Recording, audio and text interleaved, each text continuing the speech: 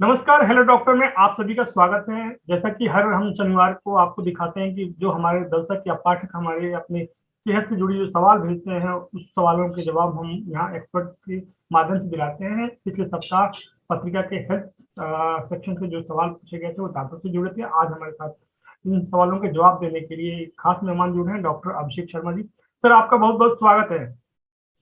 नमस्कार सर। दर्शकों से थोड़ा डॉक्टर अभिषेक के बारे में थोड़ा परिचय भी हम आपको करा दें। डॉक्टर अभिषेक को करीब 11 वर्षों का अनुभव है। वर्तमान में आप जयपुर के राजकीय दंत चिकित्सालय में असिस्टेंट प्रोफेसर हैं। आपके 30 से अधिक रिसर्च पेपर प्रकाशित हो चुके हैं और आप एम्स ऋषिकेश से पीएचडी स्कॉलर भी हैं। आप डेंटल में पीएचडी भी कर रहे हैं। सर, बढ़ते हैं अपने सवालों की तरफ। जो हमारे जो पाठक या दर्शक हमारे पूरे देश भर से जो जुड़ते हैं और हमें भेजते हैं उनसे। सर, एक कृष्णा रघुवंशी करके हैं, जिनकी उम्र 9 वर्ष है और उनकी समस्या जो है कि मुंह से बदबू आती है। तो ये मुंह से बदबू आने के क्या कारण हो सकते हैं और इससे बचाव के लिए और खासकर कुछ घरेलू उपाय क्या क्या हो सकते हैं? जी, जैसा कि आपने बताया कि 9 वर्ष के कृष्णा रघुवंशी जी हैं जिनको मुंह से बदबू आने की शिकायत है।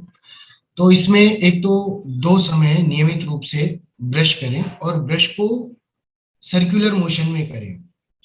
ब्रश को आप ऊपर नीचे गोलाकार तरीके से ब्रश करें। आगे पीछे करने से वो मसूड़ों को नुकसान पहुंचा सकता जी, है। आपके पास जो दांत का स्ट्रक्चर उससे दिखा भी सकते हैं कि कैसे ब्रश करना चाहिए। जी।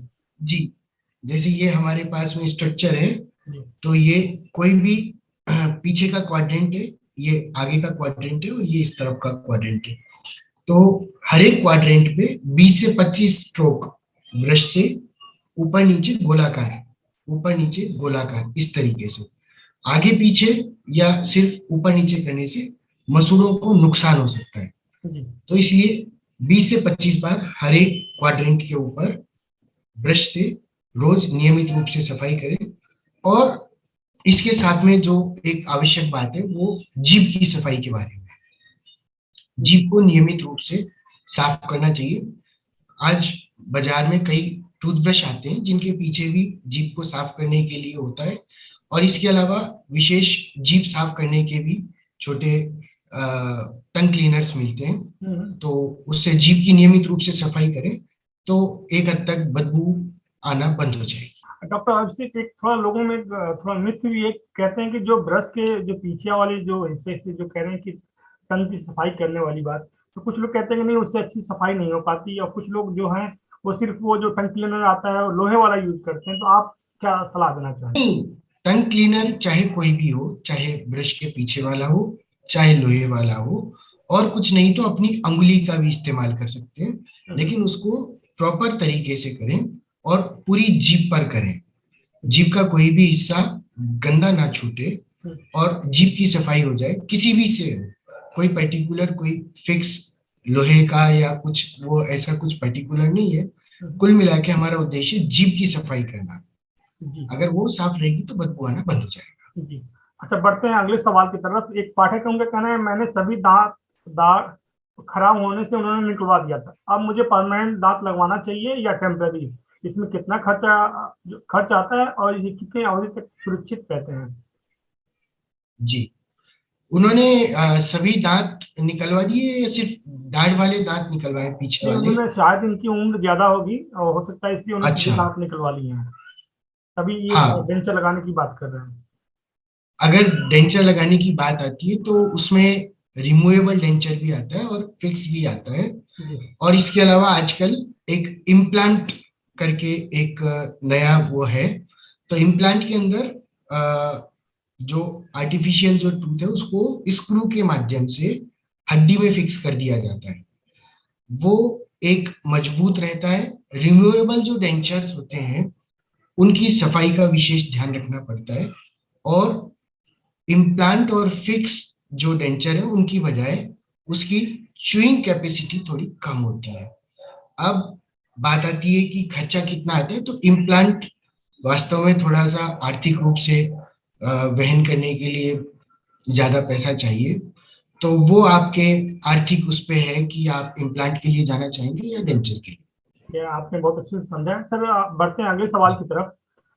एक पाठक है जिनकी उम्र 31 ईयर्स है। वो कहते हैं कि मेरी दाढ़ के पीछे अचानक तेज दर्द होने लगा, जिससे कुछ भी खाता हूँ तो परेशानी होती है। डॉक्टर ने कहा है कि विजडम टूथ हो सकता है, तो उन्होंने सलाह दी थी कि उनको निकलवा दें। तो वो पूछना चाह रहे हैं आपसे कि क्या विजडम टूथ को निकलवा देना चाहिए? विजडम टूथ को हमारी अ, आम बोलचाल की भाषा में अकल दाढ़ कहा जाता है, जी। और वो सबसे लास्ट में होती है। और ज्यादातर केस में देखा गया है कि विजडम टूथ नॉन फंक्शनल आजकल हो गई है धीरे धीरे समय के साथ में, चबाने में उसका विशेष योगदान नहीं होता है। और अगर डॉक्टर ने आपको बोला है, आपको एक्सरे करवाया है, निकालने की सलाह दी है, तो बिल्कुल आप उसको निकलवा लें। क्योंकि अगर आप उसको नहीं निकलवाएंगे तो वो आसपास के दांतों में दर्द कर सकती है, और इसके साथ में वो कान तक और बल्कि सिर तक भी दर्द और अन्य परेशानियों का कारण बन सकता है। तो अगर आपको डॉक्टर ने सलाह दी है कि विजडम टूथ को निकलवा ले, तो उसको निकलवा लेना चाहिए। जी। बढ़ते हैं अगले सवाल की तरफ। एक सीनियर सिटीजन है जिन बोला है कि उनकी उम्र 63 वर्ष है। उनका पूछना है कि क्या जो वरिष्ठ जन है, जो वृद्ध जन हमारे जो बुजुर्ग हैं, उनको फ्लोराइड युक्त टूथपेस्ट नियमित रूप से इस्तेमाल करना चाहिए? मेरे सामान्य जी। दांतों के लिए कौन सा फ्लोराइड का टूथपेस्ट बेहतर होगा? क्या दांतों के लिए बदलते हुए टूथपेस्ट का उपयोग करना सही है, जो बदल बदल के इस्तेमाल करते हैं? इसमें ऐसा है सर कि जो भी वरिष्ठ नागरिक ने सवाल पूछा है, तो आज बाजार में ज्यादातर कमर्शियल जो प्रोडक्ट्स टूथपेस्ट अवेलेबल हैं वो ज्यादातर फ्लोराइड युक्त आते हैं। कुछ आयुर्वेदिक जो टूथपेस्ट है उनके अंदर फ्लोराइड नहीं आता है। और कौन सा टूथपेस्ट यूज करना चाहिए, तो ब्रांड स्पेसिफिक पे जाना कोई अच्छी चीज नहीं है। और जो ये पूछ रहे हैं कि बदल बदल कर इस्तेमाल करना, तो वो उनकी पर्सनल प्रेफरेंस है। आप बदल बदल कर भी इस्तेमाल कर सकते हैं। ध्यान देने वाली बात जो है वो ये है कि टूथपेस्ट से ज्यादा दांतों की देखभाल के लिए मैकेनिकल एक्शन, जो कि हम ब्रश से सर्कुलर मोशन में दांतों को रगड़ रहे हैं, वो ज्यादा इंपॉर्टेंट है बजाय कि टूथपेस्ट के।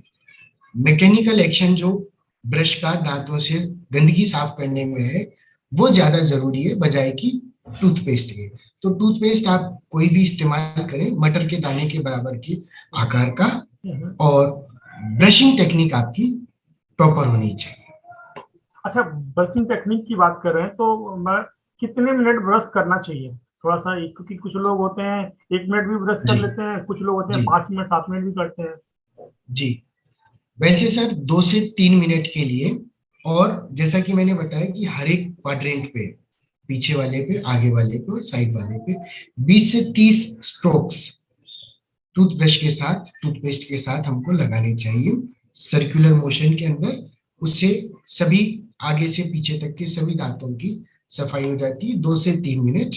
और एक प्रॉपर प्रेशर के साथ में, बहुत ज्यादा जोर लगा के भी करेंगे हम अगर ब्रश, तो हो सकता है मसूड़ों को नुकसान हो जाए। बहुत ज्यादा जोर लगा कर ब्रश करना भी उचित नहीं है। जी।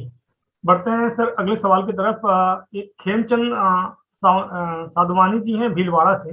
वो कहना है कि मेरी उम्र 56 साल है।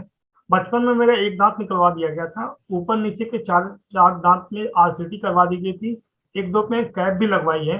लेकिन अब दांतों में ठंड गर्म की समस्या रहती है, कड़क चीजें नहीं खा पाता हूँ। कुछ दांतों की आरसीटी दोबारा से भी करवाई है। ज्यादा देर खाकर खाना चबाने में उन्हें दर्द महसूस होता है। कई बार कान, गले और सिर में भी दर्द होता है। तो क्या इसका इसका इलाज क्या है और उन्हें क्या सावधानियां रखनी चाहिए? जी। जैसा कि उन्होंने बताया कि बचपन में दांत निकलवाया था, फिर आरसीटी करवाई। अभी उनको आरसीटी करवाए हुए कितना समय हो गया है, कैप लगवाए हुए कितना समय हो गया है। अब ये जो दिक्कत हो रही है, इसके पीछे कारण हो सकता है कि आरसीटी में कुछ प्रॉब्लम आ गई हो, या समय के साथ में हमारी जो हड्डियां हैं, ऊपर की जो मैक्सिला है, नीचे का जो मैंडिबल है, इसमें भी उम्र और समय के साथ में परिवर्तन होते हैं।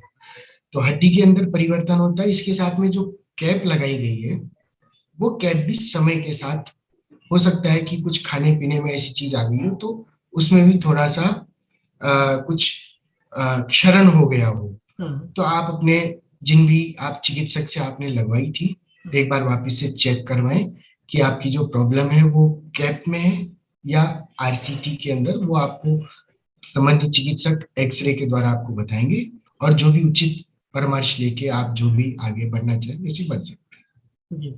और एक 29 वर्ष की अभी एक महिला दर्शक है, उन्होंने एक सवाल पूछा है, और ये सवाल बहुत सारे पाठक हमसे पूछते रहते हैं। उनका कहना है कि हैं। मैं रोज ब्रश करती हूँ, फिर भी मेरे दांतों पे अजीब सी पीलेपन लाइन बन जाती है, और देखने में बहुत बुरा लगता है, तो उसका कैसे वो उससे बचाव करें?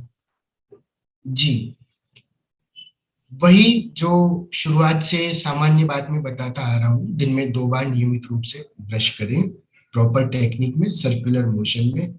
इसके अलावा आप हर 6 महीने या साल भर में दंत चिकित्सक के पास जाएं, और वहां मशीन से सलाह सफाई करवाने की अगर सलाह मिलती है, जिसको कि स्केलिंग कहते हैं, तो वो आप करवाएं।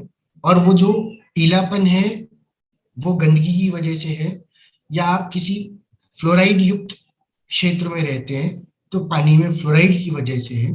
जब ये पता चल जाएगा कि वो गंदगी है या फ्लोराइड की वजह से पीलापन है, तो उसके हिसाब से चिकित्सक आपको परामर्श देके इलाज करेंगे। जी।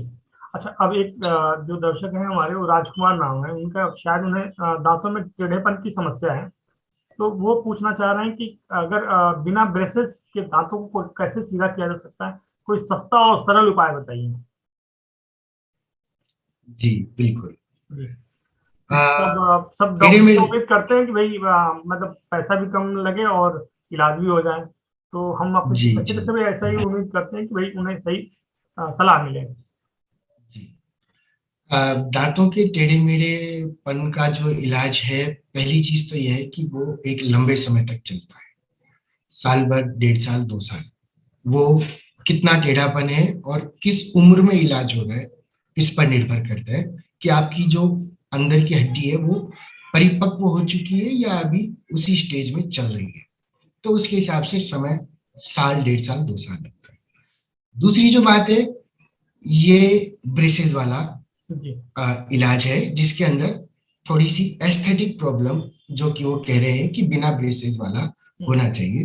तो ये एक जो ट्रेडिशनल ब्रेसेस वाला इलाज है यह होता है, लेकिन इसमें खाने पीने की चीजें फंसना और दिखने में अच्छा ना लगना, ये कुछ समस्याएं होती हैं। तो इसके लिए आजकल कुछ समय से अलाइनर्स आजकल आ रहे हैं जो इनविजिलाइन होते हैं, और उनके अंदर ट्रांसपेरेंट तरीके से काम किया जाता है, और वो दिखाई नहीं पड़ते हैं कुल मिला के। जो इसमें दिखावट में जो प्रॉब्लम आ रही थी, वो प्रॉब्लम अलाइनर्स के साथ में नहीं होती है, लेकिन वो थोड़ा सा महंगा पड़ता है। तो आप उस हिसाब से चुनाव करें कि आपको एक पारंपरिक ब्रेसेस वाले इलाज के ऊपर जाना है, जो कि अलाइनर्स के तुलना में थोड़ा सस्ता है, या आपको अलाइनर्स ठीक रहेंगे। जी। आपने उम्मीद करते हैं कि राजकुमार जी को उनके सवालों का जवाब मिल गया होगा, और वो अपने हिसाब से अपना विकल्प चुन सकते हैं। सर, बढ़ते हैं दूसरे अगले सवाल की तरफ। ये सुरभि है इंदौर से, और इनका कहना है कि मेरी उम्र 30 वर्ष है, 15 दिनों से दांतों में दर्द है और मसूड़े में सूजन भी है। इससे कमजोरी आ रही है, कुछ भी ठंडा या गर्म खाने पर दर्द और बढ़ जाता है, कृपया उन्हें इलाज बताइए। दांतों में 15 दिन से ही दर्द है, और ठंडा गर्म खाने में भी इनको तकलीफ है, तो ये 2 वजह से हो सकता है। या तो डेंटल कैरीज हो, जिसको दांत का सड़ा बोलते हैं, वो दांत में हो सकता है, या दो दांत के बीच में भी हो सकता है। दूसरी चीज होती है पॉकेट। पॉकेट वास्तविकता में जो हमारे दांत और मसूड़ों के बीच में जो जगह होती है, वो नॉर्मली 2 से 3 मिलीमीटर होती है। किसी पैथोलॉजिक वजह से अगर वो गहरी हो जाती है तो वहां पे पॉकेट बन जाता है। उस वजह से भी दांत के अंदर और मसूड़ों के अंदर दर्द हो सकता है, और ठंडा गर्म खाने पर दिक्कत हो सकती है। तो आप अपने नजदीकी दंत चिकित्सक या आपको स्पेशलिस्ट के पास जाना है, तो मसूड़ों से संबंधित बीमारियों के लिए पेरियोडोंटिस्ट एक विभाग होता है, जो कि मसूड़े के रोग और पायरिया के विभाग में ही स्पेशलाइजेशन करते हैं। उनसे आप मिलकर अपनी समस्या का समाधान पा सकते हैं। अच्छा, सर आपने डॉक्टर अभिषेक आपने पायरिया की बात की, तो पायरिया बड़ा कॉमन सा एक समस्या है, जी और इससे जी अक्सर मतलब पता चलता है कि हर आदमी, मतलब हर दूसरा तीसरा व्यक्ति में कुछ ना कुछ समस्या रहती है। तो पायरिया जी से बचाव के लिए कुछ घरेलू उपाय बताइए हमारे दर्शकों को कि उन्हें, अच्छा पहले जिनको हो गया है उनको क्या सावधानियां जी रखनी चाहिए, क्या बचाव करना चाहिए, और किसी को ना हो उसे क्या करना चाहिए। जी। पायरिया वास्तव में एक कॉमन प्रॉब्लम है। इसको हम टेक्निकल भाषा में पेरिडोंटाइटिस कहते हैं। पायरिया को टेक्निकल भाषा में पेरिडोंटाइटिस कहते हैं। और जब हम इसका प्रेवलेंस देखते हैं कि ये आम जनता में कितना है, तो 70 से 80% लोगों में पायरिया की समस्या आम रूप से पाई जाती है। जी पायरिया से बचाव के लिए वही हमारा जो कॉमन जो है स्लोगन, नियमित रूप से दांतों की सफाई करें। इसके अलावा गुनगुने पानी में नमक डालकर 2 से 3 4 बार आप नियमित रूप से कुल्ला करें। उससे मसूड़े मजबूत होते हैं और पायरिया में भी आराम मिलता है। और फिर भी अगर दिक्कत समाधान ना हो तो अपने नजदीकी चिकित्सक से मिलकर आगे आपको फ्लैप सर्जरी के लिए जाना है या और किसी एडवांस ट्रीटमेंट के लिए जाना है, वो उनसे मिलकर आप सलाह ले सकते हैं। बाकी नियमित ब्रशिंग और गुनगुने पानी में नमक डालकर कुल्ला करने से काफी हद तक आराम मिलता है। जी। अब बढ़ते हैं अपने अगले सवाल पे। राहुल हैं, इनकी उम्र 32 वर्ष है, और कहना है कि मेरे दांतों में हमेशा दर्द बना रहता है, दांतों के अंदर छेद भी हो गए हैं, इसका क्या इलाज है। जी, दांतों में जैसा वो बता रहे हैं कि छेद हो गए हैं, तो दांतों में जो छेद है वो कैविटीज जो है उनको डेंटल कैरीज बोला जाता है। अब वो किस स्तर की हैं, यह आप चिकित्सक के पास जाने के बाद में एक्सरे या क्लिनिकली देखकर ही पता चलेगा। कि अगर वो सिर्फ ऊपर ऊपर ही है तो उसमें सिंपल फिलिंग की जा सकती है। और अगर वो दांत का कीड़ा या कैविटी हमारे दांत की जड़ तक पहुंच गई है, तो उसमें फिर रूट कैनाल ट्रीटमेंट या चिकित्सक जो भी और कोई इलाज आपको परामर्श दे वैसा इलाज जाना। सर रूट कैनाल जो ट्रीटमेंट आरसीटी की बात कर रहे हैं, तो जी इसमें क्या होता है कि अक्सर जैसे मेरी मम्मी को भी हुआ था, तो उन्होंने, डॉक्टर ने कई बार उन्हें बुलाया और उसका ट्रीटमेंट किया तब। तो अक्सर क्या होता है कि जैसे अगर कोई गांव से है या फिर उसके पास सुविधा नहीं है बार बार डॉक्टर के पास जाने में, तो कई बार ऐसा होता है कि बीच में अपना इलाज भी छोड़ देते हैं। तो क्या कोई ऐसा तरीका नहीं है जिसमें 1 या 2 बार में ही रूट कैनाल की प्रक्रिया पूरी हो जाए, कोई नई टेक्निक आई हो इस तरह से। जी। आजकल सिंगल या डबल सीटिंग के अंदर रूट कैनाल को पूरा करने की तकनीक आ चुकी है। और रूट कैनाल करने वाले जो स्पेशलिस्ट हैं उनको एंडोडोंटिस्ट कहा जाता है। हम्म, दंत चिकित्सा में भी स्पेशलाइजेशन के 9 विभाग हैं। जैसे एमबीबीएस करने के बाद में डर्मेटोलॉजी ऑप्थेल्मोलॉजिस्ट होते हैं, जी उसी प्रकार से दंत चिकित्सा में भी सुपर स्पेशलाइजेशन या स्पेशलाइजेशन के 9 विभाग हैं। तो रूट कैनाल ट्रीटमेंट से संबंधित जो स्पेशलाइजेशन होता है उनको एंडोडोंटिस्ट कहते हैं। और आजकल इस प्रकार की तकनीक आ गई है कि 1 या 2 सीटिंग में भी रूट कैनाल को अच्छे तरीके से पूरा किया जा सकता जी बिल्कुल। अभी ये जो हम पहले बात कर रहे थे, अनामिका है, 21 वर्ष की, उनका पूछना है कि वो पायरिया का घरेलू इलाज पूछना चाह रही है। एक तो आपने बता दिया कि गुनगुने पानी में नमक डाल के गरारे करें, तो और क्या क्या है। जी, कर सकते हैं। नहीं सर, गरारे नहीं, कुल्ले। कुल्ले, सॉरी। गरारे तो हाँ, हाँ गरारे कुल्ले सर। जी।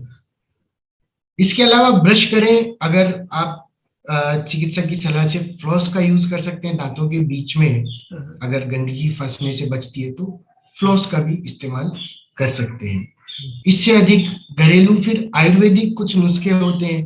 कुछ लोग बोलते हैं कि अमरूद के पत्ते छालों के लिए यूज होते हैं, मसूड़ों के लिए यूज होते हैं। लेकिन एलोपैथी के अंदर इतना ही है कि आप सर सफाई ये करें। नमक, सरसों का तेल और नमक जो लगा के उसकी मसाज करते हैं, क्या इससे भी बचाव होगा।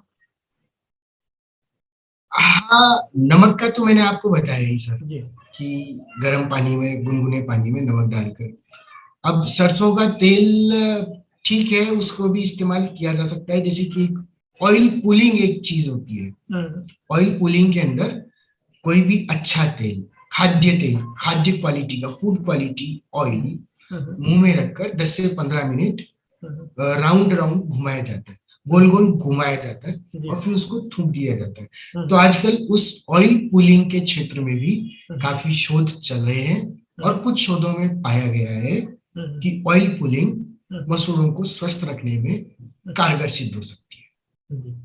अच्छा सर, ये बढ़ते हैं दूसरी सवाल की तरफ से। ये भोजराज सैनी है नागौर से, इनका कहना है कि फ्लोराइड वाला पानी पीने से मेरे दांत पीले हो गए हैं, इसको कैसे साफ किया जा जी, सकता है? ब्रश से ये साफ नहीं होते हैं। फ्लोराइड के पानी से जो पीलापन आया है उनको हम इंट्रिंसिक स्टेन्स बोलते हैं, जो कि दांत के अंदर हो गए हैं। जी। ब्रश से सिर्फ वही साफ की जा सकते हैं या जो कि दांत के ऊपर होते हैं, जिनको एक्सट्रिंसिक स्टेन्स बोलते हैं। हम्म। अब दांत के अंदर जो स्टेन हो गया है, इंट्रिंसिक स्टेन, फ्लोरोसिस जिसको बोलेंगे, अब उसमें भी कई स्तर होते हैं कि शुरुआती स्तर का है या बहुत अधिक स्तर का पीलापन है। हम्म। शुरुआती स्तर का जो पीलापन है उसको ब्लीचिंग की प्रक्रिया के द्वारा दंत चिकित्सक के पास जाकर आप हम्म। सही करवा सकते हैं।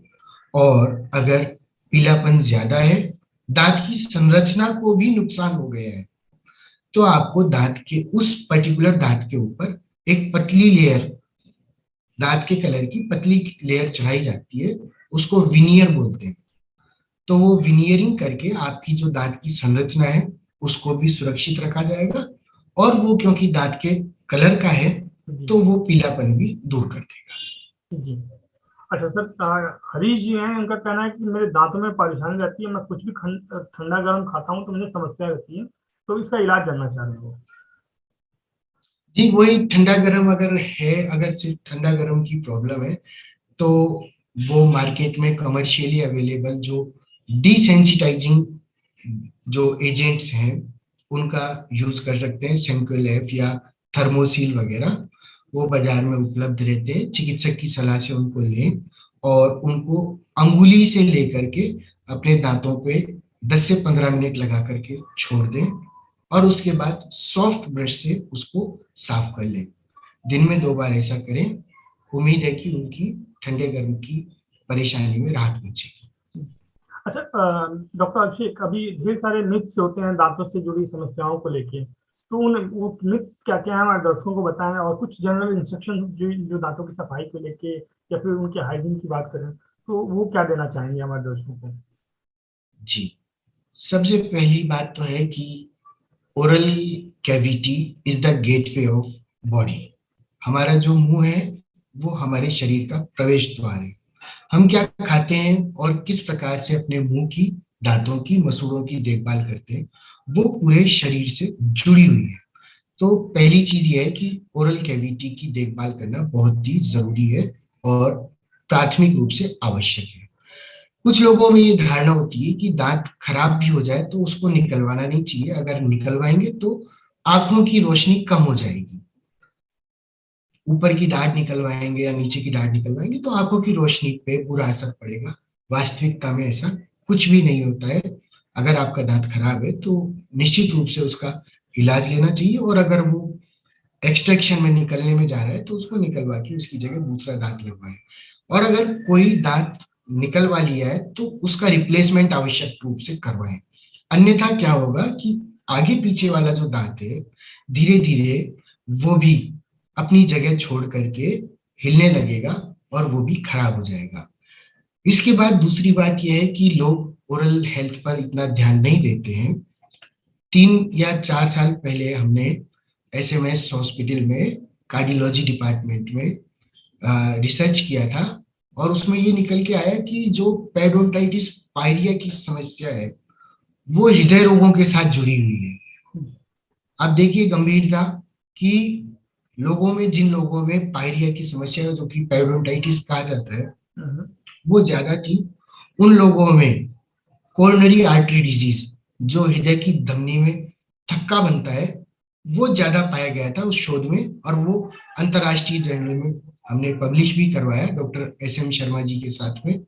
तो आप ये देखिए गंभीरता की, पायरिया को हम हल्के में ले लेते हैं जबकि वो हृदय रोगों तक गंभीरता को पहुंचा सकता है। इसके बाद में नॉर्मल इंस्ट्रक्शंस में अगर हम आयुर्वेद और दूसरी पैथीज की तरफ बढ़ें तो योगा करना, नियमित रूप से योगा करना, हम्म। इनडायरेक्ट वे में ओरल हेल्थ को बेनिफिट पहुंचा सकता है। आचार्य बालकृष्ण जी के साथ हमने शोध किया था और वो गत वर्ष ही अंतर्राष्ट्रीय जर्नल में पब्लिश हुआ है, जिसमें यह पाया गया है कि नियमित रूप से योगा करने वालों की ओरल हेल्थ बेहतर रहती है और वो मजबूत होती है। सर, ये योग की बात अब जैसे आपने की, तो कौन कौन सा ऐसे योग हैं जो कि दांतों की मजबूती के लिए अच्छे हो सकते हैं? तो आपने ऐसे क्या इस पे भी ध्यान दिया? नहीं, वो अभी वो रिसर्च अभी हमारी जारी है। अभी हमने ओवरऑल जो एक योगा का इम्पैक्ट होता है ओरल हेल्थ के ऊपर वो निकाला था। पर्टिकुलर कौन कौन से योगा बेनिफिशियल है उसके ऊपर नेक्स्ट स्टेज में हम रिसर्च करने के लिए आगे बढ़ रहे हैं। अच्छा सर, जी। अभी देखा जाए कि आजकल केमिकल वाले माउथ फ्रेशनर्स बहुत आते हैं, इसका इस्तेमाल खूब ज्यादा होता है, तो ये क्या सेहत के लिए अच्छा है या बुरा है? हमारे दर्शकों को समझाया जरा।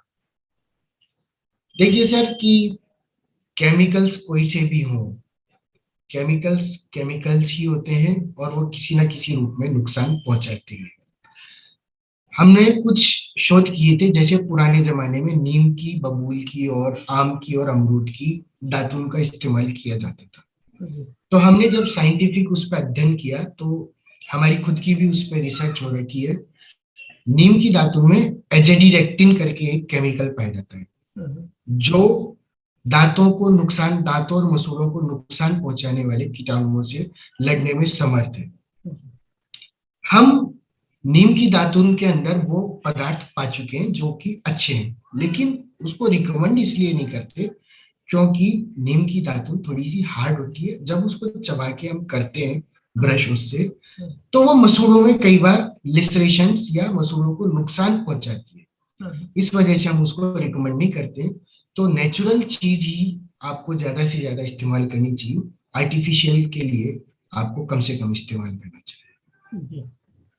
तो बिल्कुल हम दर्शकों से कहना चाहेंगे कि जो केमिकल वाले कोई सा भी माउथ फ्रेशनर बिल्कुल इस्तेमाल ना करें।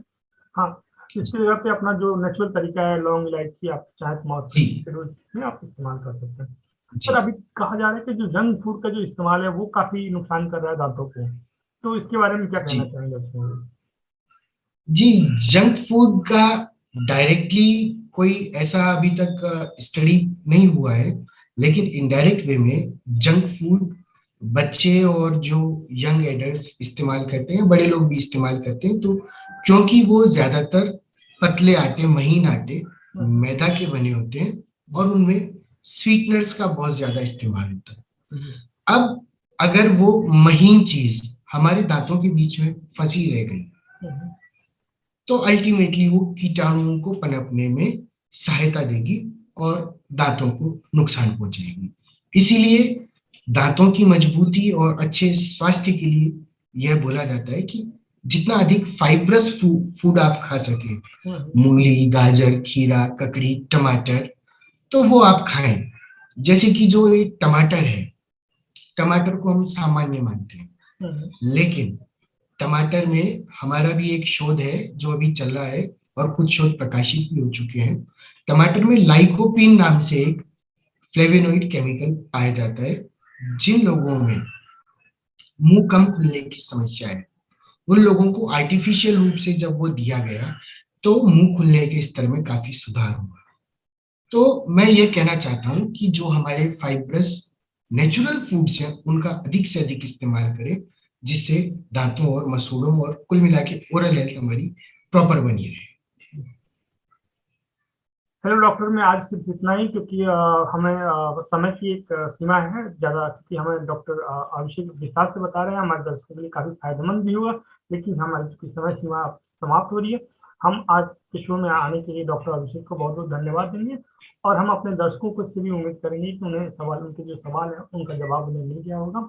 हेलो डॉक्टर, मैम, कल फिर मिलेंगे किसी दूसरे एक्सपर्ट के साथ, किसी दूसरी बीमारी के साथ, तो हमें दीजिए इजाज़त। नमस्कार।